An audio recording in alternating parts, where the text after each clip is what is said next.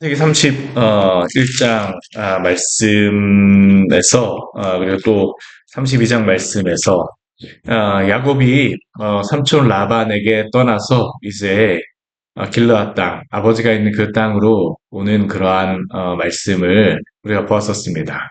그리고 그는 삼촌 라반과 갈레앗의 언약을 맺었습니다. 이 갈레앗의 언약을 맺었다는 의미는 무엇일까요? 라반도 야곱에게 오지 않지만 야곱도 라반에게 가지 않겠다는 겁니다. 그리고 이것은 야곱이 자신의 형 에서를 만나기 전에 더 이상 도망갈 곳이 없다라는 것도 의미합니다. 예전에 같은 경우에는 20년 전에 그는 형 에서가 자신을 죽이겠다라고 하였을 때에 삼촌 라반에게 도망갔어요. 그러나 이제는 갈 수가 없습니다. 가족도 있고요.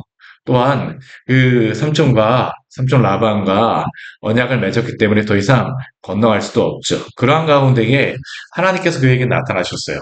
하나님의 천사들을 보내셔서 군대를 보내셔서 그에게 하나님이 함께 하심을 보여주셨습니다. 그게 바로 마하나임이라고 하는 그런 곳이지 않았습니까? 이 마하나임이라고 하는 것은 군대라는 그런 의미입니다. 군대들이죠. 두 군대, 두 부대. 임이라고 하는 의미가 이 쌍수라고 하여서 두 부대를 이야기하는데 하나님의 두 부대가 나와 함께 있다. 야곱에게 무엇이 되었을까요? 굉장히 큰 위로가 되고 힘이 되었을 겁니다. 그러니까 그는 자신의 형 에서에게 전령들 사자들을 보내서 자신이 이렇게 왔음을 알렸지만 그의 형에게서 온 전갈은 무엇입니까? 그의 사자들 전갈이라기보다는 야곱에 보냈던 그 사자들이 와서 전하기를 에서가 400명의 군대를 이끌고 400명의 사람들을 이끌고 야곱을 만나러 온다는 그런 소리였습니다. 이 이야기를 듣자 야곱이 어떻게 됩니까? 아, 큰 두려움에 휩싸입니다. 어찌할 바를 모르죠. 오늘날로 치게 되면 공황장애 비슷한 것 같아요. 완전히 그냥 마음을 어찌할 바를 모르는 겁니다. 그러니까 그거 어떻게 합니까? 에서에게 보낼 그러한 자신도 두 무리로 이렇게 자신의 짐승과 또한 떼를 나누고 또한 그것뿐만 아니라 그 무리들을 또 여러 앞에다 보내는 그러한 무리들을 여러 때로 다 나눕니다. 이렇게 해서 너희가 에서를 만나고 이렇게 말하라, 이렇게 말하라, 이렇게 말하라. 그리고 밤이 되었습니다. 어제 말씀에 보게 되면 21절 말씀을 보게 되면 이렇게 그 말씀이 되었어요. 우리 창세기 32장 21절 말씀을 같이 한번 볼까요? 그 예물은 그의 앞서 보내고 그는 무리 가운데서 밤을 지내다가 예물은 이미 밤을 보내기 전에 앞서 보냈습니다. 어, 한때 두 때로 다 나누었는데 그 앞에 있는 때들도 그 여러 때로 다 나눠갖고 이렇게 보냈어요. 이렇게 하라 하고 나서 보내고 나서요. 밤엔 어떻게 하냐면 아직까지 야복강 나루터를 건너지 않고 그 사람들과 함께 무리들과 함께 그 나머지 그 짐승들과 함께 머물러 있는 겁니다. 그리고 밤이 되었는데 야곱은 어떡할까요? 아마 잠을 이루지 못했던 것 같습니다. 그러니까 어떡합니까? 오늘 그 밤에 자다가 뭐 잤는지 안 잤는지 뭐 잠잤다는 그런 이야기도 없어요. 그렇죠? 밤에 지내다가라고 하면서 22절 말씀에는 뭐라고 이야기하냐면 밤에 일어나서 두 아내와 두 여종과 열한 아들 인도하여 약복나루를 건널세. 이 시대에 뭐 가로등이 있었겠습니까? 약복나루를 건넌다라고 하는데 이게 보이지도 않는 때입니다. 물은 지나가는데 그 낮에도 이 강 건너기를 두려워하는데 이게 어떻게 될지 잘 모르니까 쉽지 않은데 밤에 그 사람들을 다 보내는 겁니다. 그리고 나서 자신은 어떻게 합니까? 사실 같이 건너가야죠. 근데 보내기만 하고 그는 어떻게 하냐면 약복나루를 건너지 않았습니다. 우리 23절 말씀을 보게 되면 그들을 인도하여 시내를 건너가게 하여 그의 소유도 다 건너가게 하는데 24절 말씀을 보게 되면요. 야곱은 홀로 남았습니다. 홀로 남았어요. 왜 그렇겠을까요? 왜 그랬을까요? 두려웠기 때문입니다. 에서를 만나야 되는데 만나지 못해요. 한 걸음을 뛰어야 되는데 건너지 못합니다. 그런데 이 순간 이러한 때에 한 가지 사건이 발생하게 되죠. 어떠한 사건이 발생하게 됩니까? 어떠한 사람이 나리 세종 야갑과 씨름하였다라고 합니다. 이 어떠한 사람이 누구인가를 성경에서 분명히 말씀하진 않습니다. 그러나 이 어떠한 사람이 누군가는 우리는 분명히 알 수 있죠. 하나님입니다. 하나님. 하나님께서 야곱과 씨름하는 겁니다. 그리고 이 하나님이라고 하는 것을 우리가 그 구약의 여러 곳에 보게 되면요. 성육신하신 예수님은 아니지만 현현하신 예수님이라고 하여서 그 모습으로 나타나신 그러한 예수님께서 이 야곱과 마주하시는 것이죠. 그리고 야곱과 어떻게 합니까? 밤새도록 야곱과 씨름합니다. 근데 여태까지 야곱의 그러한 삶을 보게 되면요. 야곱의 이전까지 그런 삶을 보게 되면 왜 하나님이 야곱에게 나타나셔서 야곱과 씨름할까라는 그런 생각을 우리가 한번 해볼 수가 있어요. 지금까지 우리 야곱의 삶을 보게 되면 하나님이 여태까지 야곱에게 씨름을 거신 적이 없었습니다. 야곱과 그냥 씨름을 거시거나 그에게 특별히 무엇인가를 질문하시거나 그런 적도 없었어요. 항상 하나님께서 어떻게 하십니까? 야곱이 필요할 때마다 나타나셔서 그에게 말씀하셨습니다. 창세기 28장에서 에서를 피하여서 도망갈 때도요, 베델의 하나님이 나타나셔서 그 사다리가 오르락 내리락 하는 가운데에 야곱에게 말씀을 주셨었고요. 그리고 그 라반과 함께 있는 그러한 가운데에서 직접 그 모습을 드러내시진 않으셨었지만 그 고난과 환난 가운데에서도 야곱과 함께 하셨었습니다. 그리고 라반과 그의 아들들이 그 야곱에 대하여서 굽지 않은 그런 시선으로 볼 때는 어떡합니까? 하나님께서 나타나셔서 그에게 떠날 것을 말씀하셨습니다. 또한 라반이 야곱을 치러 왔을 때에도 하나님이 그 밤에 라반에게 나타나셔서 야곱을 해하지 말 것을 말씀하셨어요. 우리가 야곱의 삶을 보게 되면요. 그때마다 시마다 하나님께서 항상 가장 좋은 것으로 선한 것으로 나타나셔서 말씀하여 주셨습니다. 근데 이번에는 다릅니다. 이번에 어떻게 합니까? 야곱에게 나타나셔서 씨름하십니다. 왜 하나님이 야곱과 씨름하실까요? 왜 하나님께서 에서를 그냥 만나게 하지 않으실까요? 왜 씨름을 하시겠습니까? 야곱이 에서를 먼저 만나는 것이 아니라 하나님을 먼저 만나는 것이 필요하였기 때문이죠. 야곱의 인생에서는 지금까지 하나님께 붙잡고 하나님께 한 번도 이렇게 간절하게 무엇을 한 적이 없었는데 이번에는 하나님께서 야곱에게 씨름을 거신 겁니다. 그런데 어떻게 합니까? 어, 이 어떤 사람이 하나님께서 야곱과 씨름하셨는데 이 씨름을 밤새도록 하였지만 끝나지 않습니다. 항복하지 않는 것이죠. 그러한 가운데에 이제 출발하시는 건데 야곱이 그 끝까지 붙잡고 놓질 않으니까 어떻게 할까요? 야곱의 허벅지 관절을 치셨습니다. 왜 야곱은 하나님을 보내지 않고 왜 이렇게 끝까지 매어 달릴까요? 하나님밖에 없기 때문입니다. 더 이상 자신에게 방법이 없기 때문이죠. 또 한편에서는 야곱은 그 하나님을 어떻게 하든지 사람과 씨름하듯이 어떻게 하든지 간에 자신이 이겨서 무엇을 하려고 하지만 이것을 하지 못하기 때문에 끝까지 씨름하는 것이죠. 내가 어떻게 하든지 간에 하겠다. 그런데 어떻게 해요? 야곱이 이기지 못합니다. 여기에서 보게 되면요. 하나님도 이기지 못하였다라고 합니다. 근데 하나님이 이기지 못한 것이 아니죠. 그냥 그와 씨름을 하신 것입니다. 그런데 이렇게 씨름하는 가운데에 하나님이 어떻게 하십니까? 야곱의 허벅지 관절을 치셨어요. 왜 하나님이 야곱의 허벅지 관절을 치셨을까요? 굴복시키시는 것입니다. 근데 이렇게 허벅지 관절을 쳤다라고 하는 것은 야곱에게 가장 큰 위기의 상황이기도 합니다. 왜 그렇습니까? 이제 자신의 형 에서를 만나게 되면 몸이라도 튼튼해야 되지 않겠습니까? 도망이라도 가야 되는데요. 허벅지 관절을 쳤다라고 하는 것은 어떤 것입니까? 달릴 수가 없거든요. 오늘날 그 축구 선수들 보게 되면 햄스트링 나간다라고 이야기를 하는데 이 햄스트링이 바로 이 허벅지 관절에 있는 그러한 근육 아닙니까? 허벅지의 관절이 정확하게 어떤 부분인지 모르지만 축구 선수들도 그쪽에 허벅지 관절이라든가 이 근육이 조금만 문제가 생겨도요 달릴 수가 없습니다. 근데 에서를 만나기 전에 야곱의 허벅지 관절이 문제가 생겼다? 도망갈 수 없다라는 겁니다. 도망갈 수 없다라는 겁니다. 그러니까 야곱은 어떻게 할까요? 더 메어 달릴 수밖에 없죠. 더 붙잡을 수밖에 없습니다. 그러니까 26절 말씀 보게 되면 이렇게 말씀합니다. 우리 26절 말씀 같이 한번 읽어볼까요? 그가 이르되 날이 세려하니 나로 가게 하라. 야곱이 이르되 당신이 내게 축복하지 아니하면 가게 하지 아니하겠나이다. 야곱이 언제까지 붙듭니까? 하나님을 가지 못하게 끝까지 붙드는 겁니다. 왜요? 더 이상 이제 자신에게는 방법이 없기 때문입니다.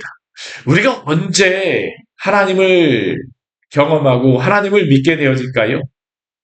우리가 아무런 방법이 없다는 것을 깨달을 때 아닙니까?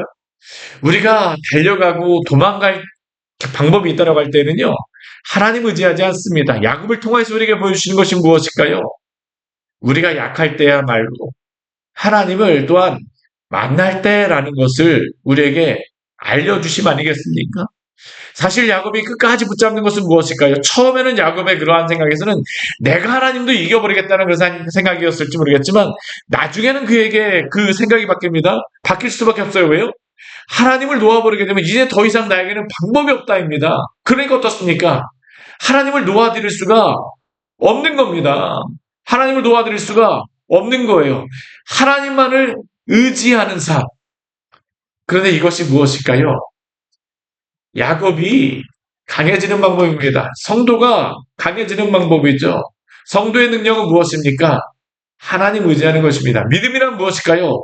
하나님 의지하는 것이죠. 큰 믿음이란 무엇일까요? 더 크게 하나님을 의지하는 것입니다. 야곱이 지금 하나님께 이야기합니다. 하나님께 요청합니다. 당신이 내게 축복하지 아니하면 가게 하지 아니하겠나이다.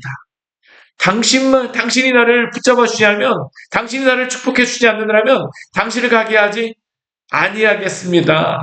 이게 바로 야곱의 고백이죠. 왜 하나님이 여기서 씨름을 걸어오실까요? 이전까지 야곱의 삶은 사람과 맞이하는 삶이었습니다. 내가 어떻게 하든지 간에 사람을 속이게 되면, 어떻게 하든지 간에 무엇을 하게 되면 내가 넘어갈 수 있고 그것에 이겨낼 수 있다. 그런데 이제 나이가 들면서 그를 알게 됐어요. 라반의 삶을 통하여, 라반과의 그러한 그 20년간의 그러한 라반 밑에서 생활하는 것을 통해서 알게 되었습니다. 축복하시는 분은 누구실까요? 하나님이십니다. 지금 이 자리에서도 그렇습니다. 이제 더 이상 그는 에서를 만날 때 도망갈 수도 없어요. 그러면 그를 구원하실 분이 누구시겠습니까? 하나님밖에 없다라는 거죠. 사랑하는 여러분, 우리가 어려우면 어려울수록 더욱더 하나님 의지하는 성도들이 되어지기를 원합니다. 우리의 연약함을 보는 게 나쁜 것이 아닙니다. 연약함을 보아야 하지만 하나님을 의지하게 됩니다. 끝까지 우리가 하나님께 항복하지 않게 되면 어떡할까요?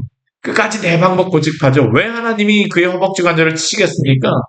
더 이상 너 의지하지 말라는 겁니다. 너 달리기 잘한다는 거 의지하지 말라는 겁니다. 하나님 의지하라는 것이죠.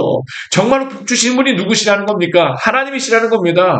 복 주신 분이 하나님이심을 알긴 하지만 방법은 내가 취하는 것이 아니라 방법조차도 누구를 의지하라는 겁니까? 하나님 의지하라는 것이 바로 하나님이 야곱의 허벅지 관절을 치시는 것이죠. 바로 이것이 바로 에서에게서 벗어나는 방법입니다. 어떻게 에서에게서 벗어날까요?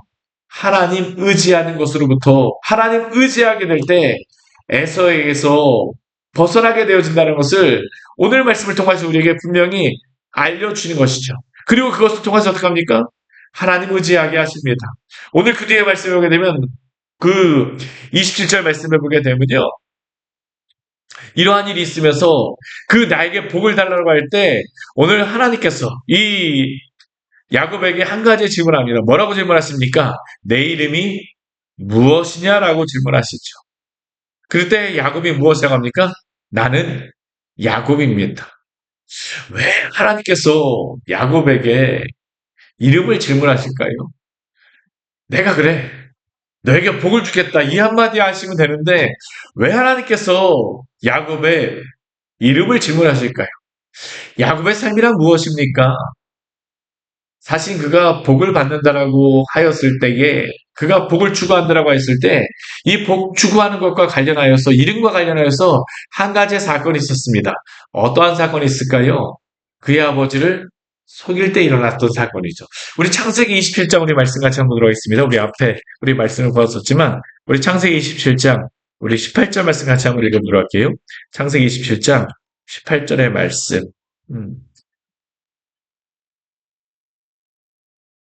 창세기 27장 18절 말씀. 우리 같이 한번 읽어보겠습니다. 야곱이 아버지에게 나아가서 내 아버지하고 부르니 이르되 내가 여기 있노라. 내 아들아 내가 누구냐. 이것은 이전에 야곱이 자신의 어머니 리브가와 함께 아버지 이삭을 속이는 그러한 장면입니다. 그가 들어갔을 때에 목소리가 달랐죠. 그러니까 이삭이 야곱에게 질문합니다. 내가 누구냐? 그때 야곱의 대답이 무엇이었을까요? 우리 19절 말씀에 보게 되면 이렇게 그가 19절 말씀에 보면 그가 이렇게 대답하죠.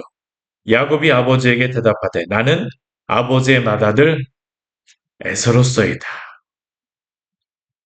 아버지께서 내게 명하신 대로 내가 하였사오니 원하건대 일어나 앉아서 내가 사냥한 고기를 잡수시고 아버지 마음껏 내게 축복하소서. 이 사건이 야곱에게 떠오르지 않았겠습니까?